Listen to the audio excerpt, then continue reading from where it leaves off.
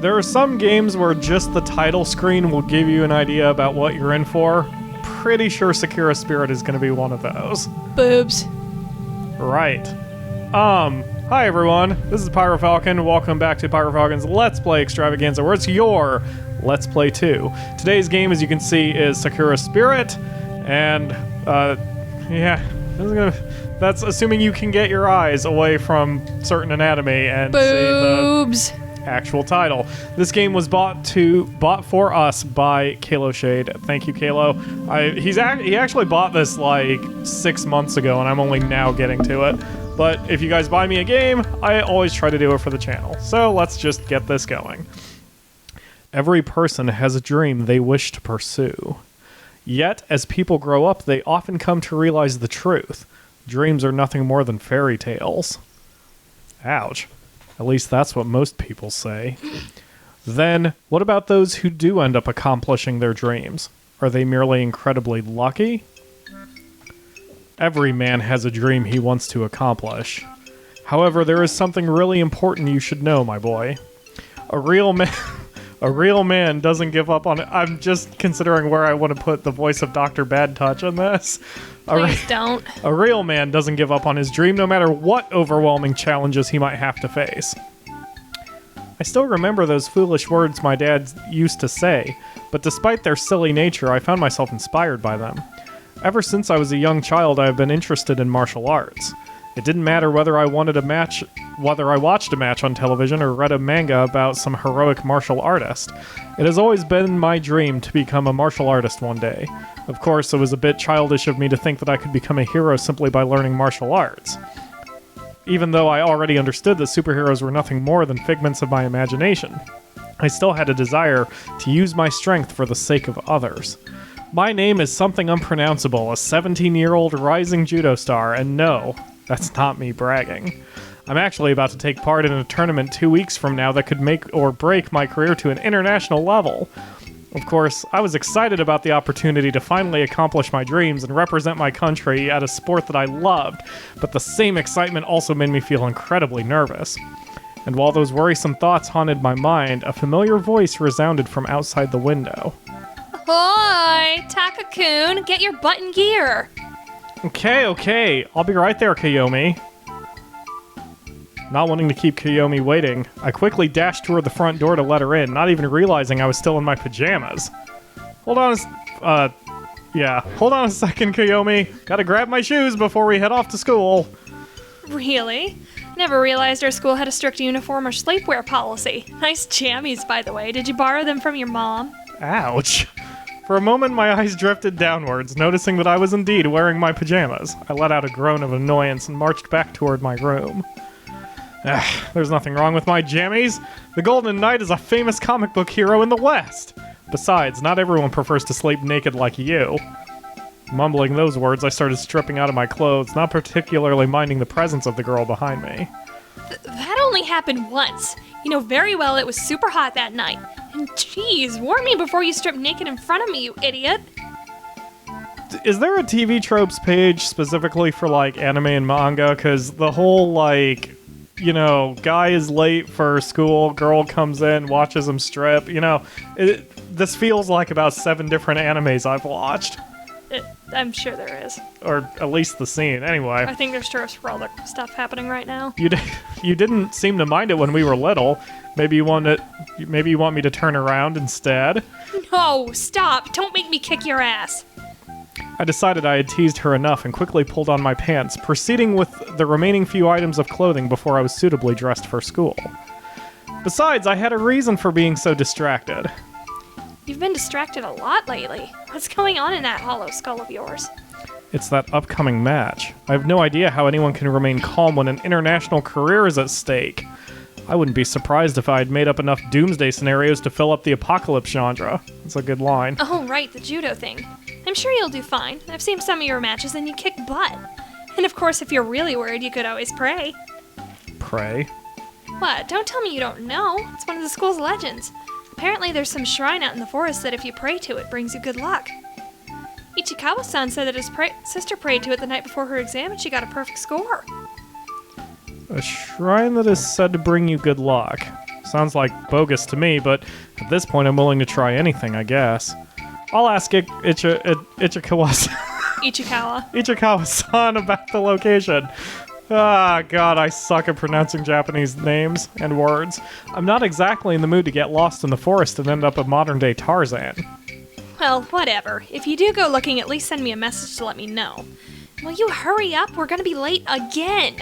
A hero is never too early, nor are they ever too late. They arrive precisely when they are needed. What a load of bullshit. But for the sake of avoiding detention, let's hurry. That's a wizard, not a hero genius. How can one person be such a sports nerd and such a geek at the same time?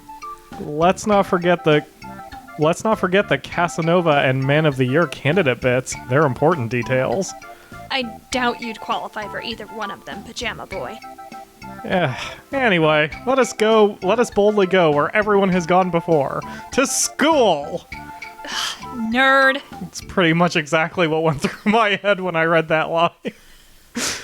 Okay, so far I'm enjoying it. I had a feeling I would enjoy this one, just for the sake of ridiculousness. Later that day, I finally got a chance to talk to my classmate about the location of the shrine that Koyomi had mentioned earlier. Gym was the last thing on the schedule for today, so once people got ready to go home, I approached the guy. Hey, oh, it's a guy? That's the other thing, I can't tell gender from names in Japanese. Yeah, they're surnames, so... Hey, Ichikawa, is it true that your sister discovered some shrine that is said to bring you good luck? I can only do one voice. Oh, let me guess, you want to date her. Well, even though I do have to admit that she's very attractive, I'm afraid she's already going out with someone else. Not to mention, you're not her type. I already got my hands full dealing with Koyomi. You can keep your sister to yourself. But jokes aside, I'm more interested in that shrine. Did she mention where she found it? I didn't know there was anything near the forest aside from the dojo. Oh, well, she said something about it being near a river and quite high up. To be honest, I wasn't paying too much attention when she was going on about it. I mean, she was wearing this top and it was tied. Stop. I seriously don't need to hear the details, and I doubt anyone else here is interested.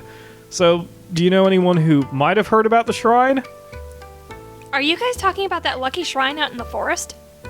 The one and only. According to Ichikawa's sister, there's supposed to be... Wait a minute, so he was getting distracted by his own sister's boobs? Is that what's going on here? He looks mortified, actually. If you say so. According to Ichikawa's sister, there's supposed to be one near a river. I don't know about that, but there's this fiery girl at the Sakura dojo who knows more about it. Wait, are you talking about Arya-sama? About this tall, ridiculously strong, and super scary? That's the one. Oh, in that case, I believe I still can be of help. I know where that place is. Of course you do. We both do. You just want to tag along, don't you? I don't think Senpai will appreciate you visiting her with your usual tricks in mind. Do I need to remind you what happened the last time you tried to sneak a peek at her? I don't know where I invited... Fuck! Let me rewind that. Do I need to remind you what happened last time you tried to peek at her after she finished practice? Blood, sweat, and tears. Shut up! I don't peep on the ladies! That's slander, you know! I should sue you! I would never look upon Arya-sama's glorious body in any state of nudity. Oh, so you haven't seen her naked yet. I've seen a bit of side boob, but the... Oh, God. But the hole I found... The hole I found didn't... I did not realize that's where he was going with that sentence. Okay, I'm just getting past that. There we go. Someone call the cops. Ichikawa, the peeping Tom, has confessed. I playfully patted Ichikawa's shoulder as I turned around, grabbing my bag in the process and prepared to leave. Thanks for the tip, Ichikawa. I'll let the judge know you were most helpful during the interrogation. This is unfair. I was coerced. I won't say another word until I speak with my lawyer. That happened. It did happen. It was very awkward to read. Once school was over, I decided to take my chances with a little bit of intel I had managed to obtain from my classmates. If memory served me right, Arya Senpai would be practicing at the dojo today. Of course, I knew her. She was just she was a judo student just like myself, but for whatever reason, she had been refusing to compete in any tournament for a while now. Area Senpai, are you around? I shouted her name as I parked my bike, looking around for any sign of the girl. Ha! Yeah! Yeah! Follow the shouts and you will find her. I grinned briefly as I saw Aria seemingly in the middle of practicing a series of motions, almost as if she was fighting an imaginary opponent. Perhaps now was a perfect opportunity to surprise her a little. This is a bad idea, dude. I snuck closer, making sure to make as little noise as possible before I reached a hand toward her shoulder. You gonna get punched. Aria! Feeling a hand on her shoulder, Aria reacted. She grabbed hold of my hand and with a loud grunt shifted her weight, curling and tipping me over her shoulder.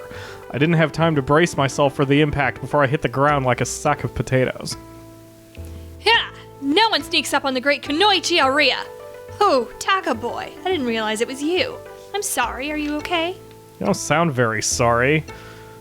You're more like the Tasmanian devil. That throw didn't have a shred of mercy in it. There's no mercy in the ring, Taka boy. Better that you learn now than in 2 weeks' time. Let me guess, you want to do some sparring, don't you? I actually came here to ask you something, but I guess a little sparring wouldn't hurt. Oh? What do you want to ask? We've got all afternoon and I could do with a bit of a break anyway. Where to start? You used to take part in big and important matches in the past, right? Didn't you ever get nervous before going into the ring? Oh, yeah. Ha! This one time I got so nervous I hid in the kitchen cupboards until my dad found me and dragged me to the car. Of course, that was when I was like 8. Well, obviously I can't go and hide from my match, but one of my friends made the stupid suggestion that I go and pray or something. Honestly, at this point I'll do anything to try to calm my nerves a little. Taka boy, are you sure about this? You mean the match? Of course I am! I've been practicing judo ever since I was old enough to walk. This is my chance to finally represent this country, and for the sport I love. Aria seemed to think for quite a long time, all the while tapping her jaw with a finger. Eventually, she snapped her fingers and grabbed a tight hold of me. All right, I'll tell you the way to this shrine I know. But it's going to require more than a simple clap of your hands and a bob of your head. You need to give something to the shrine, something of value. I guess I'll have to think of something before we get there. Thanks, Senpai. I appreciate the help. We? Oh, no, Taka boy, I'm not going with you. I've got training to do. Besides, you've got to take the step yourself. I can draw you a map and show you an easy way to get back here, but you'll be on your own. You're not tagging along? Not even for a little while? Afraid so, Taka boy. Let me just grab some paper. I'll draw that map for you. After Aria's return, quick preparations were made and I followed the directions noted down on the map. Surprisingly, it wasn't all that far. However, the hint on how to find my way back in case I got lost was a bit sketchy. Just look down and you'll be able to see the roof of the dojo from anywhere on the hill. The forest near the dojo was my first challenge to overcome. A narrow path coiled along the trees and nearby was the river Ichikawa's sister had mentioned. I followed Aria's scribbles with a bit of skepticism, but after an hour or so, I finally arrived at the supposedly legendary shrine. The shrine itself seemed surprisingly well maintained, despite being in the middle of nowhere. It made me wonder if someone could be secretly living there. Perhaps some secret martial arts master? The thought of a hermit living in hiding within the shrine in order to prepare himself for an upcoming battle between good and evil started to dwell in my mind. Nerd!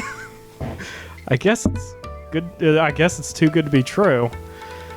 I sighed in annoyance at the fact that, aside from the shrine itself, the ground surrounding it seemed completely abandoned. There was no way anyone could be living there. For the time being, I decided to focus on the reason behind my visit. It only took a few moments before I gathered the courage to approach the building. Once inside, I found a rather fancy-looking altar of sorts at the back of the room. I guess this is the thing everyone's talking about. Silently, I folded up the map I had been given. Putting it inside my bag, I approached the altar. I was kind of skeptical about the whole religious aspect, so I wasn't too sure if this was actually going to work. I don't even think luck will do me much good in a match like this. In my opinion, there wasn't any room for things like luck in martial arts. Judo is all about using the knowledge you have gained through training. Of course, a good amount of talent also helps. There was simply no room for something as superstitious as luck. Clearly, this was going to be a match where my experience and talent would be pushed to their limits. Nothing more and nothing less. How curious. The boy doesn't believe in superstition, and yet he stands here surrounded by the very thing he denounces. That's a little cryptic, but we're going to find out who said that in the next episode. Because I can't do these visual novels without giving loads of cliffhangers. Thanks for watching. Of course not. Thanks for watching, everyone. We will see you tomorrow for another episode. Boobs.